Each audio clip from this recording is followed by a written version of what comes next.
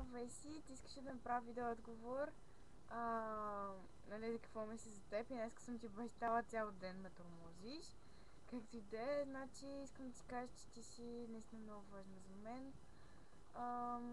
Познаваме се от началото на годината, но въпреки това за тези месеци наистина съм си изградила такова голямо мнение за теб. В момента имам толкова много неща да кажа, че не знам откъде да започна, ще кажа основното.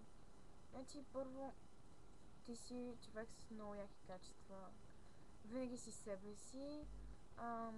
Ценя това в теб, че никога не съдиш другите хора за това, което са направили. По-точно съдиш само близките си за себе си хора. Но, нали, просто много ценя това в теб.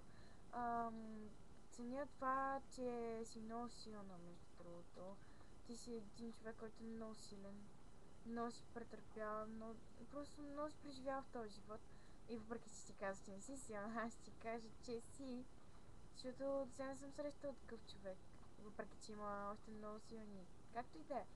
И много искам да ти кажа, че адски много те обичам. В момента половината приказки, които ги изговорих, малко неадекватно говоря, но преживява се.